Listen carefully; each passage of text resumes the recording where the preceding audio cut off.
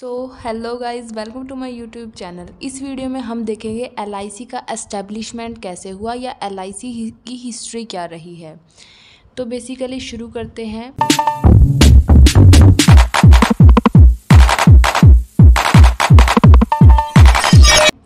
Prior 1912 का phase है इसके अंदर, एक है 1912 का फेज़। तो पहले क्या था और 1912 के बाद क्या हुआ, तो देखते हैं। पहले जो था, no legislation to regulate insurance business. सबसे पहले कोई भी रेगुलेट करने के लिए नहीं था इंश्योरेंस बिजनेस को।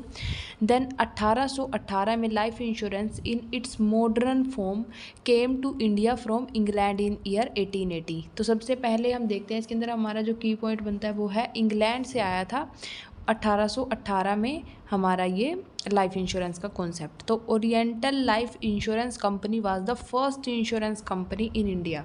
इसके बाद होता क्या है कि फर्स्ट इंश्योरेंस कंपनी कौन बनती है? Oriental Life Insurance Company. Then आपको बता दूं मैं कि ये जो कंपनी है ये यूरोपियंस के द्वारा कलकत्ता में खोली गई थी। उसके बाद 1870 में क्या हुआ कि Bombay mutual life assurance society खोली गई। ये थी इंडिया की खुद की सबसे पहली लाइफ इंश्योरेंस कंपनी। इसके बाद क्या हुआ, आप इनको देखिए, आप इनको स्टेप के अकॉर्डिंग अपने जैसे मैंने नोट्स बनाए हुए हैं आप भी वैसे ही नोट्स बना सकते हैं।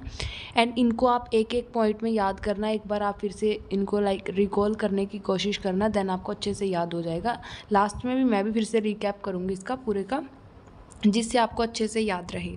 देन उसके बाद होता क्या है कि 1912 में लाइफ इंश्योरेंस कंपनी एक्ट आता है। सबसे पहला एक्ट जो 1912 में आया था लाइफ इंश्योरेंस का, इसके 3-4 पड़ाव के बाद। तो इसमें बात की गई प्रीमियम रेट टेबल और पीरियोडिक वैल्यूएशन ऑफ कंपनी की, कि लाइक एक प्रीमियम रेट बनेगी एंड ऐसा ऐसा चलेगा भी, एक स्पेसिफिक वैल्यू डिक्लेयर की जाएगी। ऐसा नहीं होगा, क्योंकि इसका मतलब था कि एक एक्ट आ गया है, अब हर एक चीज़ एक कोडिफाइड तरीके से होगी।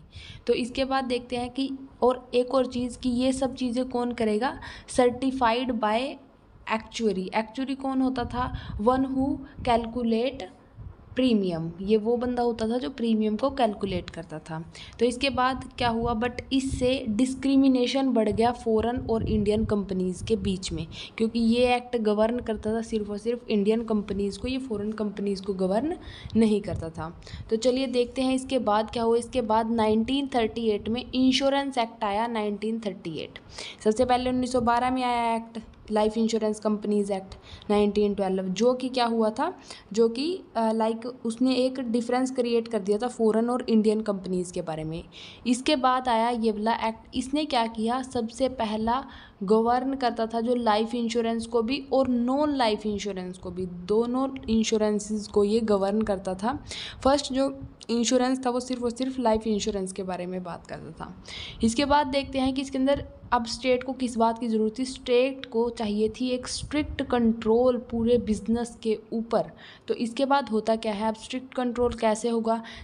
उसके लिए करना पड़ेगा नेशनलाइजेशन, यानी कि एक तरीके से गवर्नमेंट का कंट्रोल। तो 1944 में क्या हुआ, nationalisation of life insurance industry gained momentum.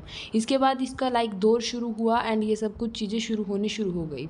इसके बाद एक बिल जो है वो इंट्रोड्यूस किया गया लाइफ इंश्योरेंस से रिलेटेड लेजिस्लेटिव असेंबली के अंदर। तो इसके बाद इस बिल से जो है एक एक्चुअल नेशनलाइजेशन हुई 1956 के अंदर, एंड यही वो है 1956 का एक्ट जो हमारे टिल प्रेजेंट जो है वर्किंग में है। हमारा इंश्योरेंस कॉरपोरेशन एक्ट आया एंड जिससे हमारी लाइफ इंश्योरेंस कंपनी भी बनी, वो भी इसी एक्ट के अंदर एस्टेब्लिश हुई है 1956 में। 19 जनवरी को पहले से नेशनलाइज किया गया। इसके अंदर 245 इंडियन एंड फॉरेन इंश्योरर्स को एंड प्रोविडेंट सोसाइटी को टेक ओवर किया गया स्टेट सेंट्रल गवर्नमेंट के द्वारा। एंड इसके बाद पार्लियामेंट ने जो है ये अपना एक्ट पास किया, LIC एक्ट 1956 ऑन यही 19 जनवरी 1956। प्लस इसके अंदर जो कैपिटल का कंट्रीब्यूशन किया गया गवर्नमेंट ऑफ इंडिया के द्वारा वो था 5 करोड़। इसके बाद हम देखते हैं आगे की आगे क्या हुआ।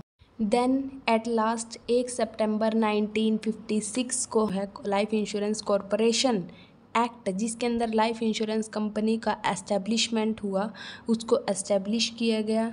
आई होप आपको ये टॉपिक समझ में आया होगा। एंड इस वीडियो में मैं आपको एक छोटा सा टॉपिक करा देती हूँ जो कि है हमारे ऑब्जेक्टिव्स। बट उससे पहले हम लेते हैं एक छोटा सा रीकैप इस वीडियो का। चलिए शुरू करते हैं। तो इसके 2 फेजेस हैं, एक 1912 से पहले का फेज़, एक 1912 के बाद का फेज़। तो 1912 के बाद LIC एक्ट भी आ चुका था और प्रोविडेंट फंड एक्ट भी आ चुका था। तो उससे पहले कोई एक्ट नहीं था। सबसे पहले शुरुआत करते हैं 1818 की, जहाँ पर इंग्लैंड के थ्रू इंडिया में एक्ट आता है।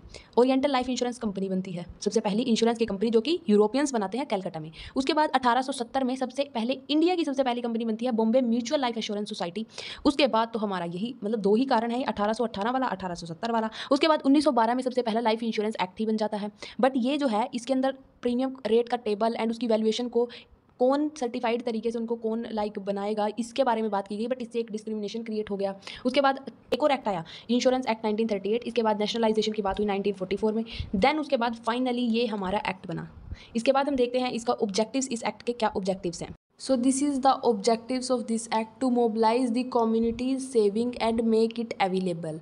तो बेसिकली जो हमारी देखिए इंश्योरेंस हो गया, बैंक्स हो गए, इनका मेन कारण था कि इनकी लोगों के अंदर जो है सेविंग हैबिट को एनकरेज किया जाए, सेविंग हैबिट को डेवलप किया जाए, जिससे वो सेव करेंगे और जब वो सेव करेंगे तो उनके ही इन फ्यूचर में वो चीज़ें काम आएंगी।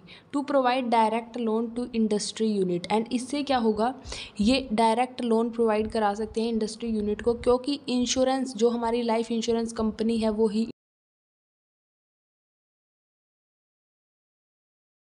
Involve in underwriting activist. उसके बाद to subscribe in share and debentures. Thank you for watching.